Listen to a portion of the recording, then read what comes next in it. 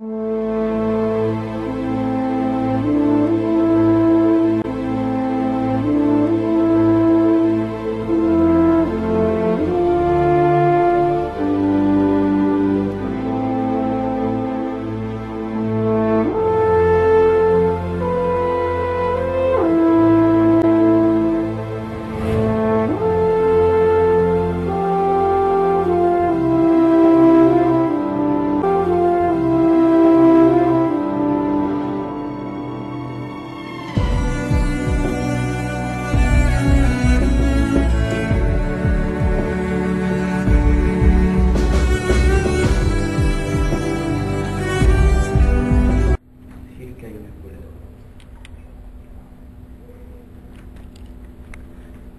la discusión es esta. ¿Por qué? Se preguntaban varios. ¿Por qué el derecho alemán, o por qué el derecho alemán no tuvo respuestas frente a una doctrina como el nazismo? ¿Por qué juristas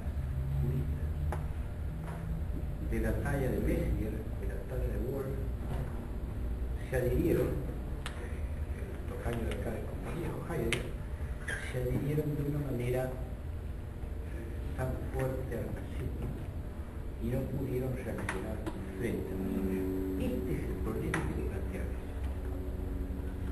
Él ya había hablado esto en 1930, pero haciendo referencia al problema, contestándole a Messier, pero era recién un ayudante de cátedra, ni siquiera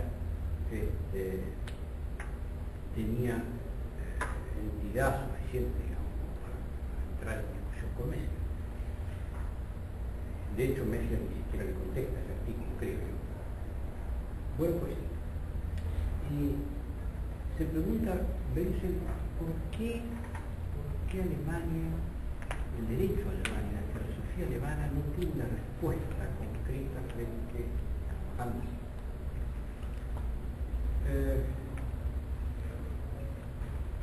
Y dice, acá hay dos tipos de respuestas, se puede hacer dos tipos. La primera respuesta la vienen dando los positivistas que insisten en sostener que toda norma dictada por el Estado es derecho. El mayor positivista y el más importante y el más admirable es el Kelsen de la segunda edición traducida al español. La primera edición no es buena, la segunda edición es la mejor. Y Kelsen, ante una pregunta que se le hace a la caída del régimen nazi, contesta más o menos así: vea, mire, nos guste o no, el derecho, lo que Hitler hizo es derecho. El Dios naturalismo, especialmente un autor llamado Cohen, sostuvo en ese instante que la solución era volver al naturalismo católico, protestante, pregunten ustedes, pero aquel naturalismo que sostenía que había normas dictadas anterior al derecho positivo, dictadas por derecho natural, en última instancia, si usted lo fuerza a Cohen va a decir dictadas por Dios, y que si se hubiera seguido ese tipo de leyes, se hubiera podido hacer una reacción al nazismo. Esto es muy importante decirlo porque a mí me parece que se han dicho cosas que no son ciertas. Yo voy a tratar de ser lo más objetivo posible, no voy a hablar ni bien ni mal de Benson, voy a decir lo que me parece que es objetivo. Benson protestó enérgicamente en este trabajito, que yo les digo que si me hubiera acabado lo traía. En el trabajito Benson protesta enérgicamente sobre este derecho natural y sostiene que el derecho natural no es solución ni remotamente para los problemas que asiste a la Alemania ni a todo el país del mundo, y que la solución estaría dada por una dogmática, hacer una ciencia del derecho penal dogmática. Esa era la idea de Benson, que después Hirsch me parece que la concreta mejor que Benson, hacer una dogmática científica, primero científica, segundo extra legal, que se estuviera por arriba de las leyes, pero que se adecuara a las leyes. La síntesis de ese pensamiento fue dado por Bacigalupo en un trabajito pequeño llamado Delito y Punibilidad de los años 70, editado por Civitas en España, donde dice, mire, lo que Benson ha querido hacer en la dogmática penal es esto, es hacer una estructura lógica, normativa, que usted la pueda trabajar de manera tal que no esté en contra de la ley, pero que usted pueda la ley entrar como modelos a esto. Pero a estructuras que en alguna forma son previas a la ley, lógicamente previas, no dictadas por el mundo, son lógicamente previas. Entonces a veces dice, mira, acá hay dos formas de limitar el derecho del Estado. Todo el problema acá está en limitar el derecho del Estado. Si siempre, tradicionalmente, el derecho penal, salvo en el positivismo lombrosiano y después en el positivismo extremo, fue limitar al Estado. ¿Cómo hacemos para limitar al Estado? Entonces a veces decía, mira, hay dos formas de limitar al Estado. Una forma intrasistemática y otra forma extrasistemática. La intrasistemática consistiría en lo siguiente. Hay estructuras lógicas, él decía estructuras lógicas objetivas. Eso tiene distintos nombres. La teoría de las estructuras lógicas objetivas es de una larga tradición en Alemania, larguísima tradición en Alemania. Yo diría todo el pensamiento de la ilustración. Ustedes van a encontrar este concepto, estructuras lógicas objetivas o estructuras lógicas en Rousseau, la van a encontrar en Strassenberg, la van a encontrar en Engels, la van a encontrar en un montón de autores. En Benson tiene un significado muy concreto. Hay estructuras lógicas, no ontológicas. Protestaba Hirsch enérgicamente en los últimos años de su vida de que esto fuera óntico, eso no tiene nada que ver, y desde el punto de vista kantiano no tiene nada que ver. Hay errores así conceptuales acá que me parece que habría que, o por lo menos de palabras. Son estructuras previas al derecho, el cual el derecho está obligado a respetar. Acá sí se produce una disputa con Roxin, porque Roxin le echa en cara en un trabajo sobre la teoría de la acción a Benson, de que él decía que estas estructuras lógicas ordenaban el derecho, le daban órdenes. Benson protesta enfáticamente la respuesta, y Hirsch también. Hirsch tiene un trabajo en el tomo segundo, que yo publicaba acá en el tomo segundo, donde dice la historia, o sea, la teoría de la acción a través de la Zeitgeist, que es la revista más importante de Alemania, y ahí le contesta a Roxin y dice, jamás, Benson dijo, jamás, dijo Benson, que el derecho estas normas, estas estructuras lógicas obligaban al derecho y por ende lo declaraban nulo si se iba en contra de estas estructuras lógicas. Lo más que dijo Benson, ustedes lo pueden encontrar en todos los textos que están escritos y traducidos, salvo esa parte de filosofía que se ha traducido a la filosofía del derecho Benson, pero no un texto muy importante de Benson que no se ha traducido nunca sobre filosofía del derecho, que es una parte. Digamos así, personalmente a mí me gusta más esa faceta de Benson que la que hace de penalista. Jamás estas estructuras provocan la nulidad del derecho. Y acá Benson va a decir algo muy importante. Lo que sí va a provocar el derecho positivo, que si no respeta esa estructura lógica, vamos a tener un derecho incorrecto, no lógico. Ejemplo. Este ejemplo es mío. Si yo quiero regular lo que es una mesa de 4 patas y el código pongo que tiene 3 patas, lo voy a regular mal. voy a lograr más, voy a lograr otra cosa distinta a la mía. Punto número uno. Esa estructura lógica es un límite que el legislador debería tener. Fíjese la palabra que pongo, no es que pueda, que debería tener, para no ir más allá de lo que va a regular como tal. Entre esas estructuras lógicas, una de las estructuras lógicas que hay es la acción, que ya voy a entrar en el concepto de acción. La otra, el otro límite es extrasistemático, está fuera del sistema. Dice, hay que buscar un límite que, si uno lo supera, sí decreta la nulidad o la no del derecho, que hace que ese derecho no sea derecho. Buscando en la tradición, él encuentra que el principio ético, filosófico, jurídico, que puede fulminar de nulidad el derecho positivo es el imperativo categórico de Kant. En sus tres formas, yo le voy a dar dos. El imperativo categórico de Kant, decía, se acuerdan ustedes, está en la metafísica de la costumbre, en el fundamento para la metafísica de la costumbre, está en la metafísica de la costumbre y está en la crítica de la razón práctica. Actúa de manera tal que tu conducta, que la máxima de tu conducta puede ser elevada a ley universal. Y la tercera forma de esto es jamás el derecho o la conducta de una persona, y el derecho especial, puede utilizar a las personas como medio para fines de terceros. O sea, nunca el sujeto es un medio de fines de terceros. O sea, este límite es infranqueable. Pero dice Belsen, antes de llegar a eso, el derecho debe ser positivo.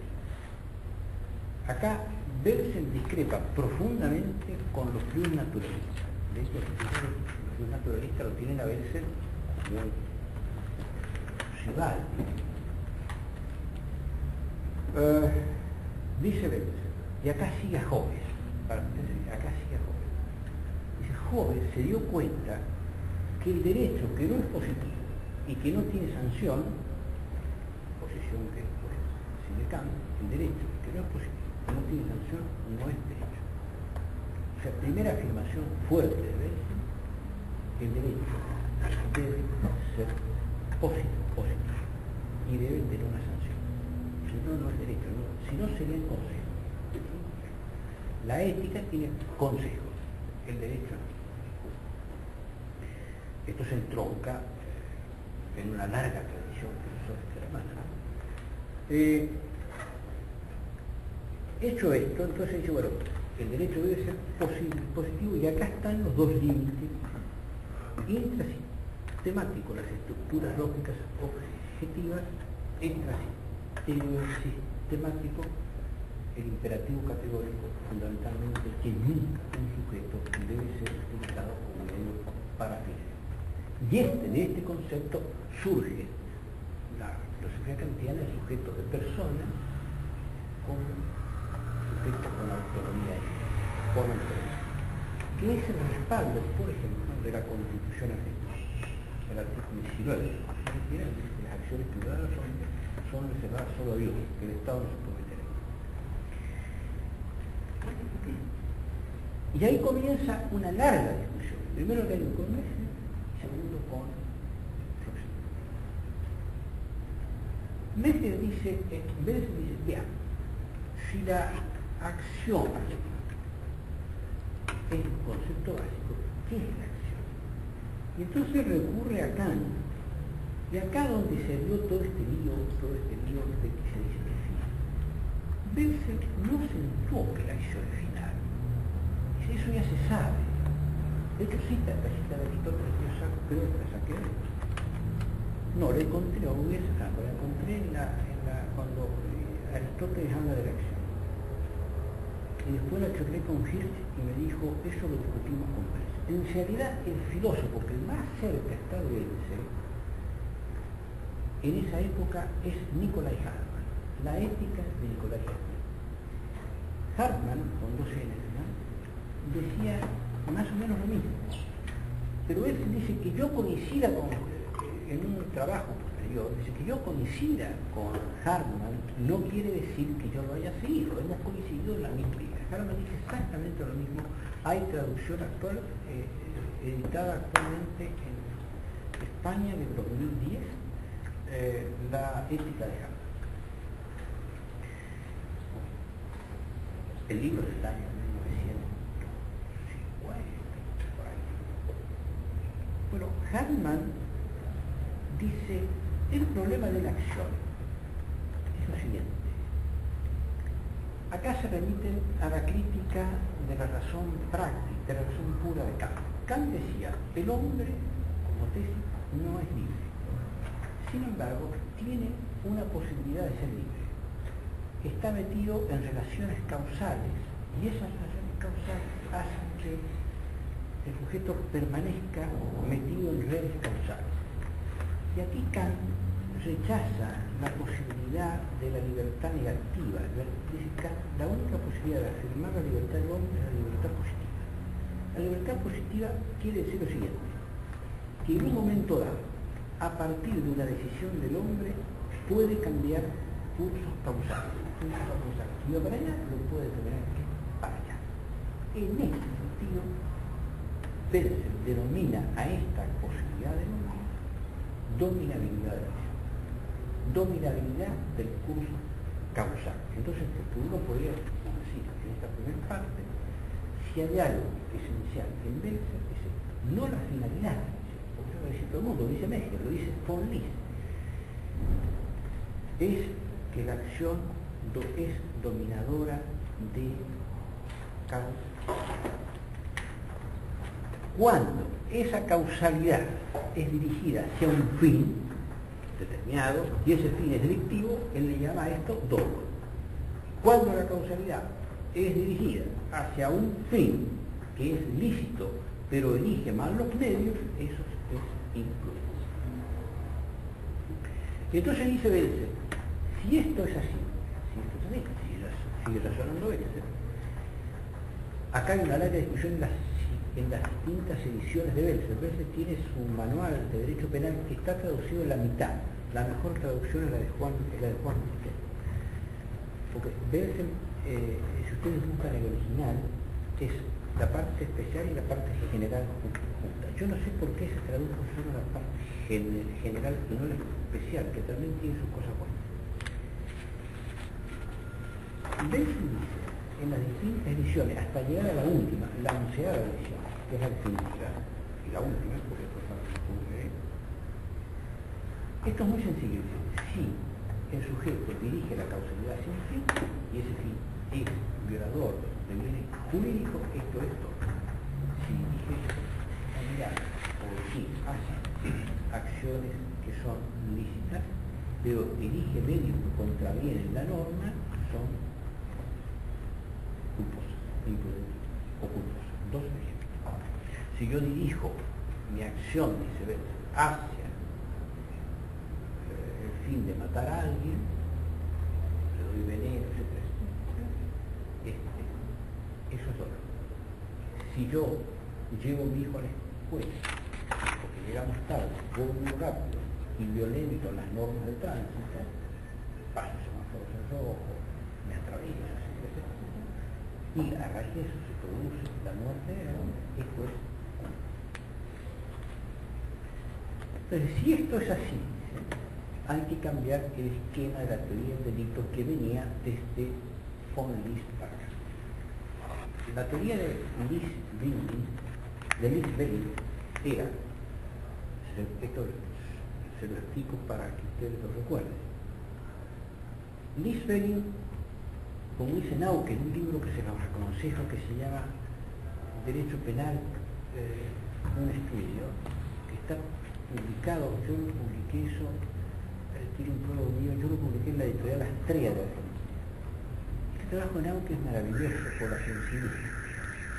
Nauke dice, Nauke pertenece, como ustedes saben, a la poderosa escuela de Francia, cuya cabeza, una de estas se llama Husserl.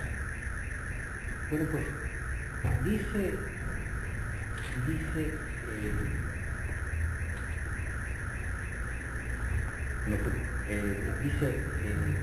Lauter, el esquema de la película de von List era muy sencillo, absolutamente garantista, quizás el más garantista de todos, lo comparto, pero no le podía resolver casos, fracasa en última instancia porque no puede resolver casos. Los casos que se presentan hay que resolver por fuera del sistema, especialmente no tenía el sistema de von List, ustedes saben, el estado de necesidad inmediata, que sobra todo esto que los neocantistas. Este sistema, dice, Lauter lo explica de la siguiente forma: si no, ustedes nos vayan al tratado de von List, traducido por Luis de Azor, que fue discípulo de List, y está explicado así. En la acción iba todo el objetivo, todo lo que ustedes estudian ahora como impulso causal, resultado, peligro, etc.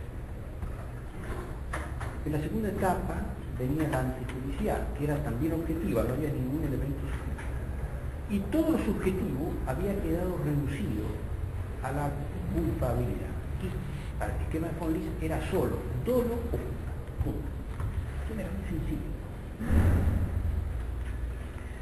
Mesger lo completó, eso lo hizo más complejo, Wolff también, Frank también, pero el esquema quedó siempre reducido, que en la culpabilidad estaba el dolo y la culpa, y después fueron agregando la capacidad de culpabilidad, la no exigibilidad de otra conducta, pero siempre quedó el dolo y la culpa.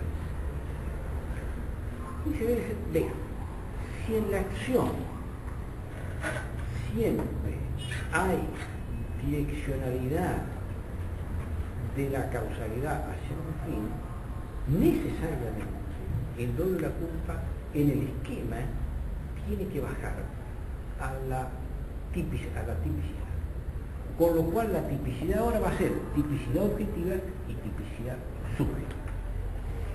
Con lo cual entonces la culpabilidad queda en una culpabilidad estrictamente normativa.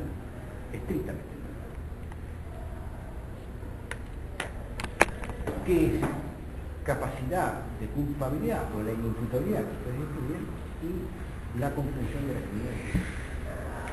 Y acá viene el primer y gran aporte de Belzer a la dogmática, más allá de los fundamentos que son ¿cuál es el gran aporte a la dogmática? Del cual ya nadie se sabe. Hasta el día de hoy están todos, salvo un autor que quiere volver otra vez a un esquema teórico. Voy a seguir la mayoría para entender. Dice, si el dolo está en el tipo, y si hay un tipo subjetivo, un tipo objetivo, quiere decir que ya el sujeto puede tener error sobre los elementos del tipo. Él llama esto error de tipo. Y si hay error en la culpabilidad sobre la comprensión, sobre la criminalidad del hecho, hay un segundo error, es error de previsión. Con lo cual, si ustedes toman el tratado de Roxy, toman el índice, no el contenido, el índice, se van a dar cuenta que este esquema lo mantiene. Y además dice, si hay elementos subjetivos ya en el tipo, también hay elementos subjetivos en la antijuridicidad. Por lo tanto, en las causas de justificación vamos a tener que exigir, no solamente, como explicaba ayer, la agresión legítima, sino vamos a tener que exigir que el sujeto conozca la agresión, por lo menos que la conozca. Otros dicen que la conozca y que además quiera defender.